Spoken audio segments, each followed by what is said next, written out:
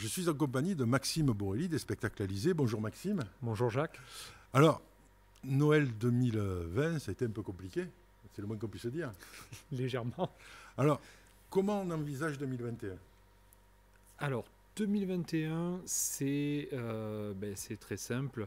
On prévoit beaucoup de choses puisqu'on envisage que sur le Noël, sur la fin d'année, tout le monde sera vacciné et donc tout ira mieux, bien qu'on garde toujours des cahiers des charges sanitaires, mais on s'organise pour adapter nos prestations, mais pouvoir proposer des arbres de Noël au comité d'entreprise. Alors, ceux qui avaient prévu leur arbre de Noël au mois de décembre 2020, comment ça va se passer? Eh bien, alors, il y a eu plusieurs cas de figure.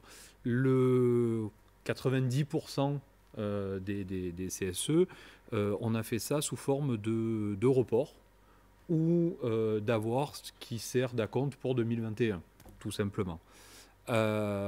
Ensuite, nous en avons eu quelques-uns où on a procédé à un remboursement tout simplement de l'acompte. Pour ceux qui ont un report, est-ce que c'est le même spectacle, au même lieu, aux mêmes dates? Comment ça va se passer?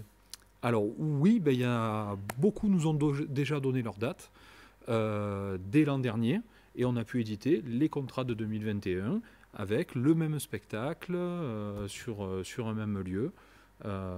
Donc tout a été calé. Pas de frustration. Le spectacle que vous pensiez voir au mois de décembre 2020 au Palais des Sports, puisqu'on va parler de celui-là pour l'exemple, vous le verrez en décembre 2021 dans les mêmes conditions. Exactement, puisqu'on a reconduit le même spectacle avec les mêmes troupes, les mêmes artistes participant à cette production, puisque 2020 devait être pour eux l'année Palais des Sports de Marseille. Donc on a reporté, y compris au niveau artistique, donc pour les artistes, sur 2021. Alors on va essayer de vous faire gagner du temps dans votre quotidien. J'imagine que vous prenez beaucoup de gens au téléphone qui doivent s'inquiéter, qui doivent se demander où vous en êtes, etc. À ces gens-là, toute la journée, quelles sont les questions et quelles sont les réponses que vous leur donnez? Comme ça, on va essayer de parler à un maximum pour vous faire gagner du temps et vous permettre de vous consacrer à toutes les autres tâches que vous allez avoir, parce que c'est un peu compliqué. Les questions, alors bon, ce qui est super sympa, c'est qu'on a beaucoup de CSE qui nous appellent pour, qui ont des questions, mais aussi pour savoir comment on va, comment on s'en sort, puisqu'il y a toujours cette inquiétude d'une société de production de spectacle qui n'a pas travaillé depuis un an, va-t-elle s'en sortir? Donc oui, effectivement, on s'en sort très bien. On a profité de ce temps pour se moderniser, changer de locaux, évoluer nos locaux, faire évoluer tout notre système informatique pour répondre encore mieux aux attentes de tous nos clients. Les questions après les plus fréquentes, la grande question c'est décembre 2021, ça pourra se faire? Malheureusement, là, on ne peut pas s'engager, mais oui, il y a de grandes chances qu'on puisse travailler, comme je l'explique, non pas comme à l'époque, mais avec un minimum de règles sanitaires. On a adapté nos prestations, on a adapté nos spectacles, mais ça pourra se faire dans de très bonnes conditions. On pourra apporter de la joie à toutes les familles au mois de décembre. Bon, le Père Noël ne va pas être embêté avec son traîneau, il pourra venir, il ne va pas être en quarantaine. Non, ça ira. Il sera libéré. Alors, j'imagine que quand il y a eu cette catastrophe, vous n'aviez pas vendu toutes les places au Palais des Sports. Quel était le spectacle, une présentation du spectacle du Palais des Sports? Alors, le spectacle du Palais des Sports qui s'appelle La Légende du Lion, un spectacle comédie musicale avec à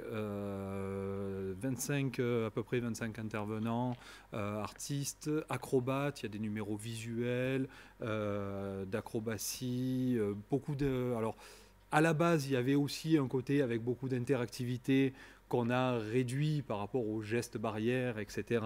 Mais voilà, tout l'univers d'un